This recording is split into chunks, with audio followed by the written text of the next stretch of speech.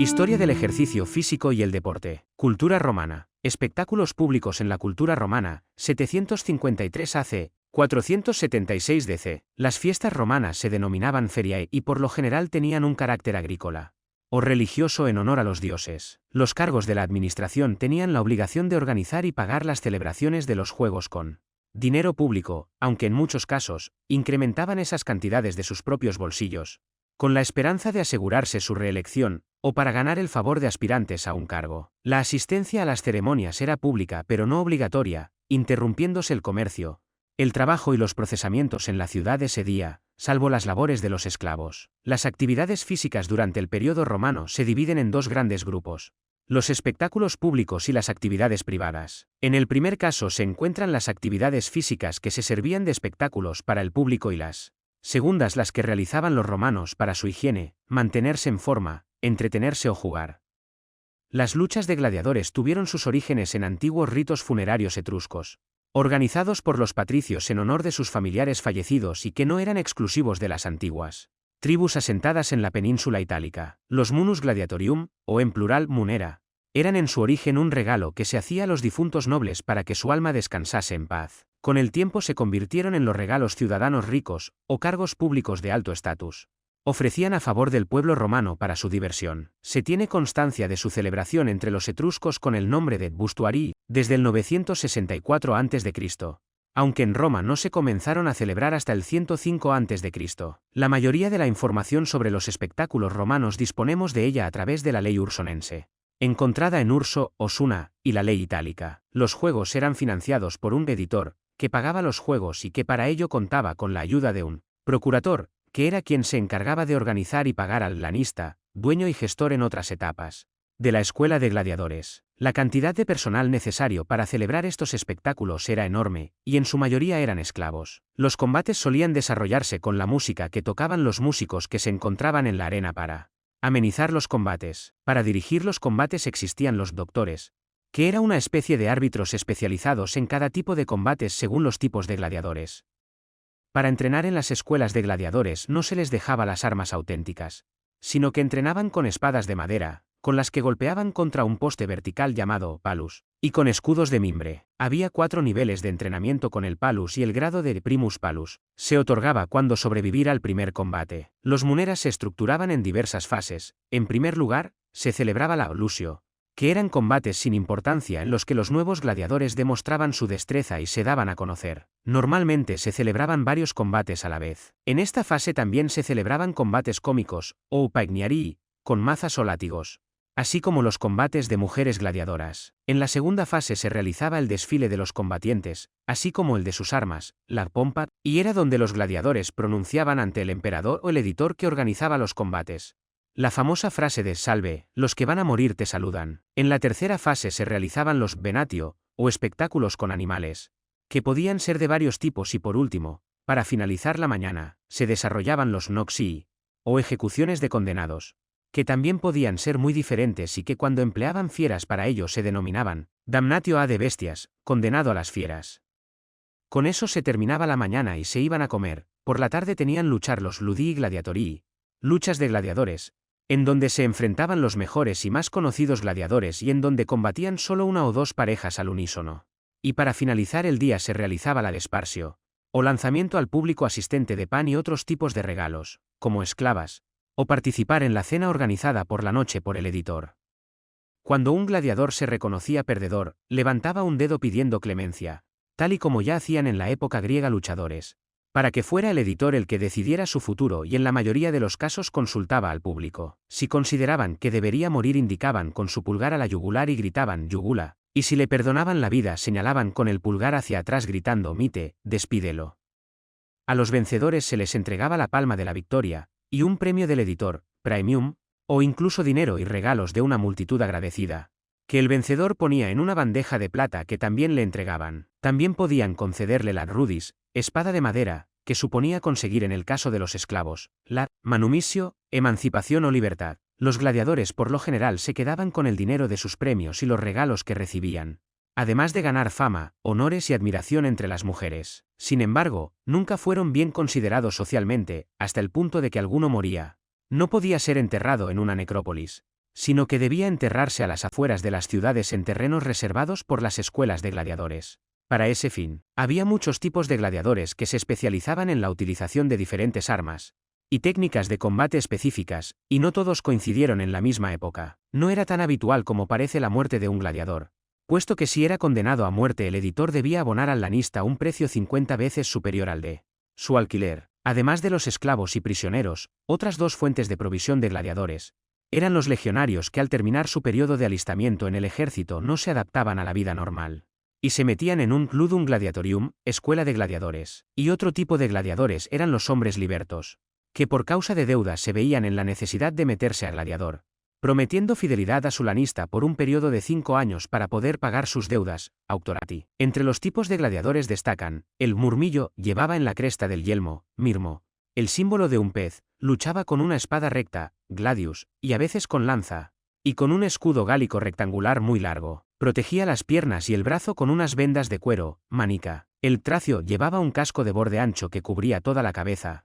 con un grifo en la creta. Águila gigante mitológica, tenía un pequeño escudo redondo o cuadrado, parma, o pamula, y dos grebas metálicas en que protegían las piernas. Su arma era la espada curva tracia de unos 34 cm de longitud, sica, o falx. El retiario vestía solo un taparrabos, sin casco ni escudo. Solo se protegía con una manica en el brazo izquierdo que se elevaba hasta por encima de la cabeza para protegerle el cuello. Galerus o espogia, luchaba con un tridente y una red con unos pesos en los extremos para poder ondearla y dirigirla hacia el rival.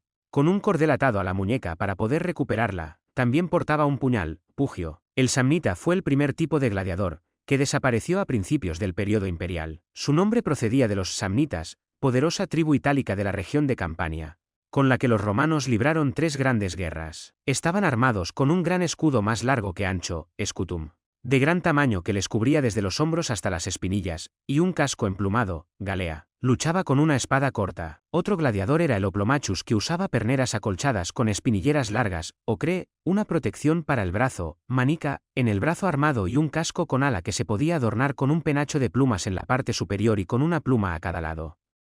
Estaba equipado con una espada recta, gladius, y un escudo pequeño, generalmente redondo. También llevaba una lanza, asta, típica de los hoplitas, que el gladiador debía lanzar antes de acercarse para el combate cuerpo a cuerpo. El secutor llevaba la misma armas y defensas que el murmillo, aunque el casco era redondo, sin crestas, y cubría toda la cara con la excepción de 2 pequeños agujeros para los ojos, para que la red de retiarios no pudiera engancharlo con su red. El cisor, descindo, cortar, llevaba una prótesis metálica en la que introducía el brazo izquierdo hasta el codo y que terminaba en una cuchilla en forma de media luna, con la que cortaba al adversario. Se protegía con un yelmo de secutor y armadura de escamas y no utilizaba escudo. Existían otros tipos de gladiadores, menos frecuentes, como el soliteries, que era un arquero que se protegía con casco puntiagudo y una armadura de escamas; el cestus, que era un luchador con los puños o boxeador que utilizaba el caestus o cestus, un tipo de guante duro.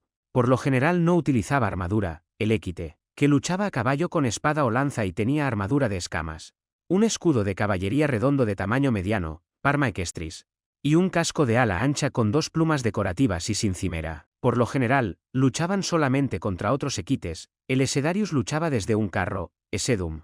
Fue probablemente traído a Roma desde Britania por Julio César. El laquearius era un tipo de gladiador que intentaba atrapar a sus adversarios con un lazo, laqueus. Estaba equipado con un gancho afilado que utilizaba una vez que atrapaba a su oponente. Llevaba una protección en el hombro izquierdo, galerus, y no utilizaba casco ni greba. Lo habitual era que se enfrentaran entre sí los dos mismos tipos de gladiadores, como, por ejemplo, un retiario frente a un secutor, o un murmillo contra un tracio o un oplómaco. Se conocen varios gladiadores nacidos en la península ibérica, y los más conocidos son: Marco Ulpio Aracinto, era un retiario natural de Palantia, Palencia, y combatió 9 veces en el Ludus Imperial antes de morir a los 34 años. Quinto Betio Gracio, un tracio cuya lápida se encontró en la antigua Nemausus, la actual Nimes, Francia, aunque en su lápida se hace referencia a su origen hispano, que murió a los 30 años de edad; o Esmaragdo, un oplomachus natural de Gadir, Cádiz.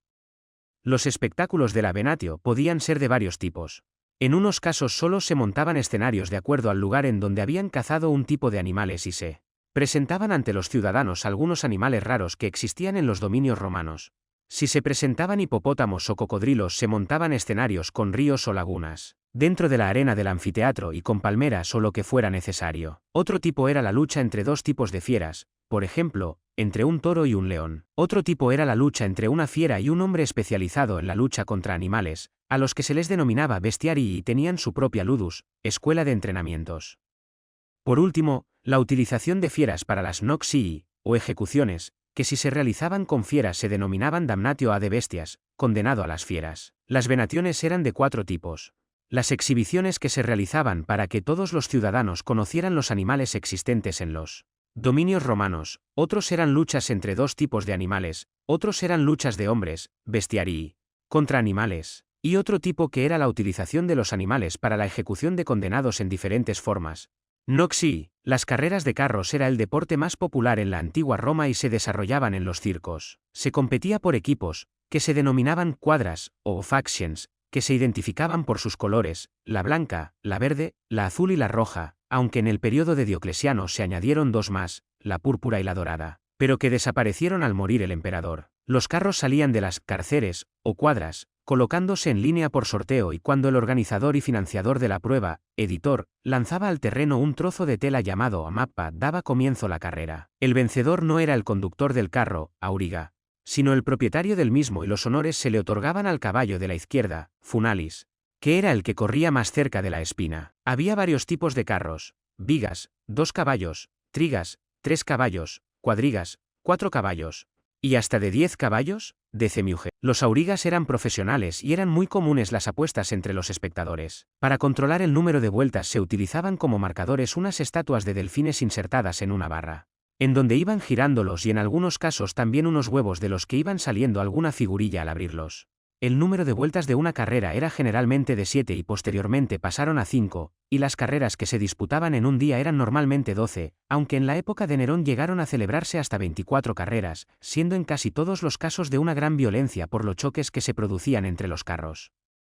Cuando se producía algún accidente que dejaba inutilizado un carro se le denominaba naufragio. Se denominaba hippica gimnasia, en griego ejercicios de caballería, a la práctica que desarrollaban como festejo o exhibición las tropas auxiliares de caballería romana, equites alares, reclutados entre galos, alamanes, ibéricos y tracios, experimentados jinetes. Los días de paga o celebración, con componentes de espectáculo y de demostración de habilidad con el caballo. El desarrollo de la actividad era el enfrentamiento simulado entre 2 equipos, que de forma alternativa iban pasando por las filas del equipo contrario lanzando venablos, para rápidamente regresar a sus filas. Esta actividad se mantuvo en España hasta el siglo XX, con el nombre de Juegos de Cañas. Era una práctica que copiaron los romanos de los jóvenes troyanos, por lo que también se conocía como Troya. Para su práctica llevaban, tanto los jinetes como los caballos, numerosas protecciones, que incluso les cubrían la cara, con coloridas túnicas escarlatas, rojas o violetas y con estandartes de vivos colores. En la imagen se observan restos de protecciones encontradas por toda Europa, tanto para los jinetes como para los caballos. Las naumaquias eran representaciones de batallas navales que se realizaban en alguna laguna próxima, aunque posteriormente se desarrollaron en algunos anfiteatros, que previamente eran inundados de agua. En este tipo de espectáculos llegaron a participar, aunque no a un mismo tiempo, hasta 19.000 hombres, que normalmente eran prisioneros de guerra o condenados a muerte. Su objetivo era que los ciudadanos romanos conocieran cómo fueron algunas de las batallas navales más importantes, en las que habían vencido los romanos. Las primeras conocidas en Roma fueron organizadas por Julio César en el 46 a.C., en una laguna construida cerca del Tíber.